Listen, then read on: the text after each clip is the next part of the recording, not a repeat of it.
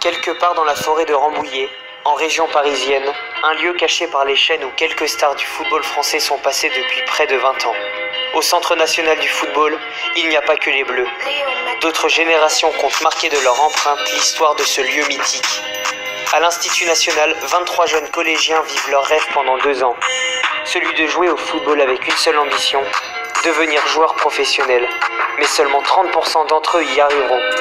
Ici, la rigueur est au centre de tout. Pensez à tout ce qui est récupération. On ne dort pas trop tard quand on a la possibilité de se reposer, quand on revient de l'école, après avoir effectué ses devoirs. Ne nous demandez pas ce soir de rester à jouer aux cartes, rester éveillé à regarder la télé jusqu'à telle ou telle heure, ou ce genre de choses. C'est net. C'est net. Ce soir, tranquille, après manger, devoirs, études, soutien, vous restez dans vos chambres, posez, récupération, profitez de tous les petits moments que vous allez avoir, vous posez, pour vous reposer. D'accord? Parce que je n'ai plus besoin de vous rappeler quel est le match qui nous attend demain.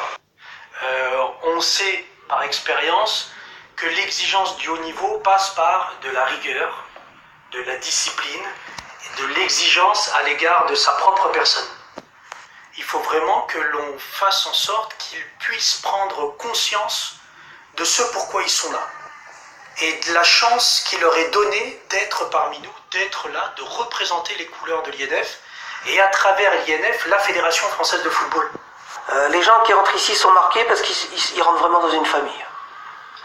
On est sur de l'apprentissage. Voilà. Un joueur de haut niveau, c'est quelqu'un qui est capable de s'approprier son développement. Voilà. Donc, quand on a un potentiel, il y a plein de joueurs ici qui sont passés, qui avaient un énorme potentiel, mais qui comparent ici parce que quelque part, ils n'ont pas réussi à sublimer ce potentiel. Le matin, rendez-vous à 7h dans la cantine pour un petit déjeuner tous ensemble. À l'INF Clairefontaine, l'autonomie s'acquiert dès l'entrée. Enzo Arbona, 13 ans, pépite de première année, vit ici le début d'un rêve d'enfant. Si s'adapter à ce nouveau rythme est difficile, le jeune garçon originaire des Yvelines est conscient des sacrifices à accomplir pour atteindre son but. Il faut prendre une habitude à se lever le matin très tôt et se coucher tard. Avec les devoirs, le foot, c'est assez compliqué de suivre. À l'INF, les jeunes pousses vivent football, pensent football, respirent football. Du lundi au vendredi à Clairefontaine, le week-end dans leurs clubs respectifs. Enzo, milieu de terrain relayeur d'1m50 et doté d'un pied gauche rare pour son âge. Le joueur des sections des moins de 15 ans du PSG compense son petit gabarit par une technique au-dessus de la moyenne. Les jeunes joueurs travaillent également la tactique au centre du projet sportif. 4-4-2 avec l'attaquant avec le 10 qui avance, qui vient faire le 4-3-3. Koudou, arrière droit, Ravelli, axe droit, So, axe gauche, Arbona, arrière gauche, et Bonox, Aïtmou, milieu droit, Diaby, milieu gauche, Belayan. T'es le milieu relayeur qui appuie sur l'attaquant, ça marche. Alors normalement le mardi matin c'est un travail défensif, voilà, on axe toutes les séances sur le travail défensif. Là forcément c'est une semaine un petit peu particulière comme on joue demain. Donc bien sûr c'est de la préparation au match sans vraiment rentrer dans les détails, mais on essaie au moins de mettre l'équipe en place. Donc à peu près les équipes qui étaient mises alignées ce matin sont les équipes qui joueront demain. Et puis pour qu'ils essayent de prendre des repères à la fois offensivement et surtout défensivement. Comme l'autre Enzo Nenkula a 13 ans. Sa qualité première n'est pas la technique, mais une vitesse explosive. Mais comme tout sportif de haut niveau, seule la performance affichée en match compte. Le lendemain, jour de match. Les premières années de l'INF Clairefontaine reçoivent les moins de 14 ans du Stade Malherbe de Caen. Chaque joueur a 40 minutes pour s'exprimer sous les yeux de sa famille. Enzo Nenkula a grandi à Bondy dans une famille d'origine congolaise. Son frère, son père, mais aussi son grand-père étaient attaquants. Lui privilégie le côté, là où il peut laisser parler sa vitesse. C'est un peu de jeu ailier parce que comme j'aime bien jouer avec ma vitesse, comme ça je peux prendre la profondeur ou aller au duel avec les défenseurs, dribbler et marquer des buts.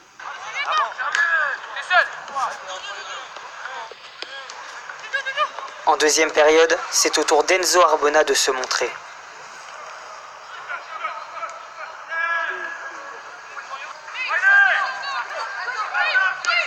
À l'INF, le gaucher est en charge des coups de pied arrêtés. C'est ça, le recul. Arbona, marque le pied tout seul, tu feras pour marquer. Allez, Diaby, coupe là, Diaby.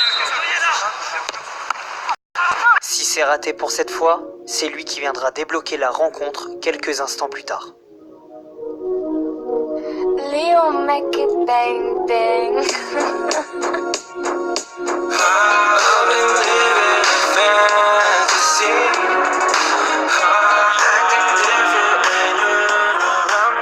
Enzo Arbona est rentré ici avec un pied gauche extraordinaire.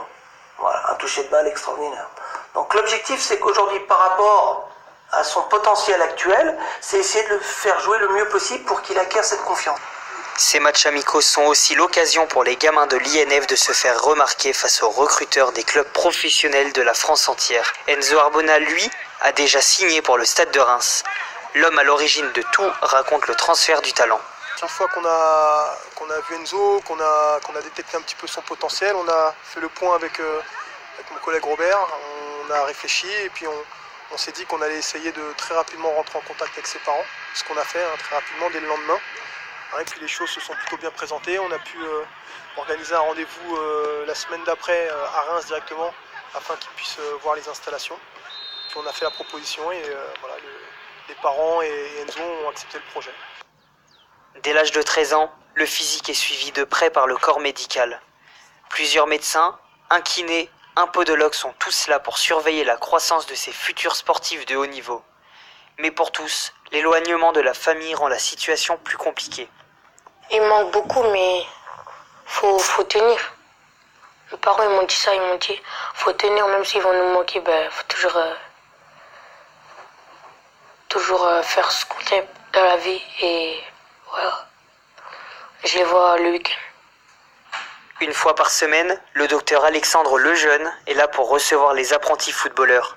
Au programme, des échanges et conseils portant sur l'affectif familial. Il y a des méthodes de travail, il n'y a pas de formule magique, mais par contre, il va y avoir des pistes à suivre, c'est-à-dire que le manque il va être ressenti par une grande majorité d'entre eux quand ils vont arriver. Alors parfois, il y en a qui vont préférer ne pas en parler, ils vont préférer garder ça pour eux parce que c'est des gamins aussi qui n'ont pas l'habitude de parler beaucoup de ce qu'ils ressentent.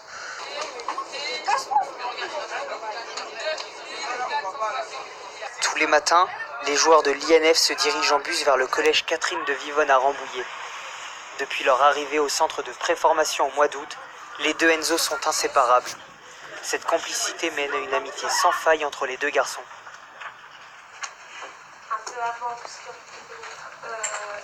Un ami proche.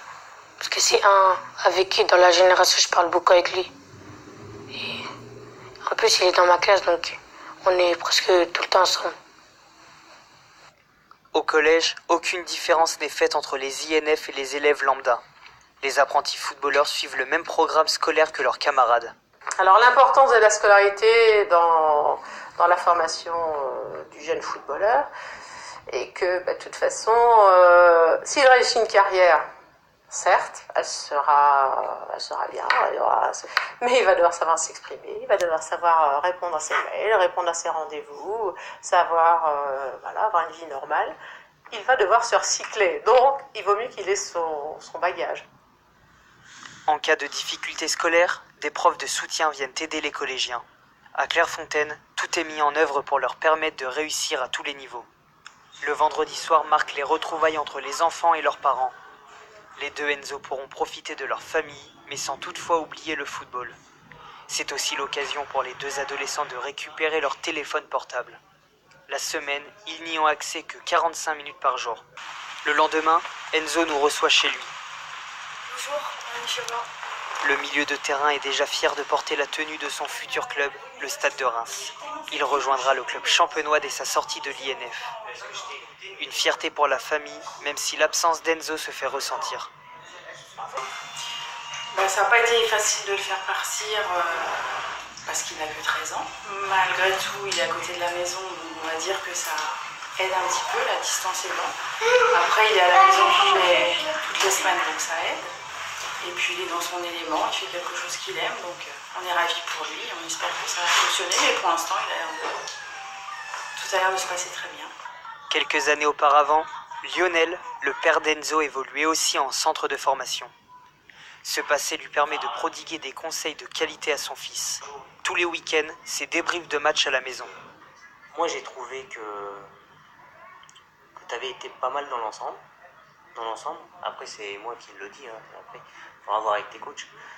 Mais je trouve que tu n'as pas perdu trop de ballons. Mais pour moi, il manquait un peu de percussion vers l'avant. Comme tous les jeunes de son âge, Enzo a des idoles. Depuis petit, les stars du Barça, Lionel Messi ou Andrés Iniesta lui procurent la passion qui le caractérise. Il n'a qu'une seule chose en tête, les imiter. À l'aube de sa jeune carrière, il a déjà tracé son plan de route. Dans un premier temps, de devenir professionnel. Après, il y a gagner la Ligue des Champions, la Coupe du Monde. Mais voilà, il faut travailler pour arriver à ça. Mon plus grand rêve pour jouer au football, c'est le Barcelone. Là où il y a mes joueurs préférés. Avant de rêver si grand, il y a un match ce jour-là avec le club dans lequel il évolue tous les week-ends, le PSG. Contacté, le club parisien a refusé toutes nos demandes de tournage et n'a pas souhaité répondre à nos questions. Peu importe pour Enzo, la suite de l'histoire s'écrit au stade de Reims. Et avant d'en arriver à la pelouse du Camp Nou, il faudra savoir être patient et prendre son temps.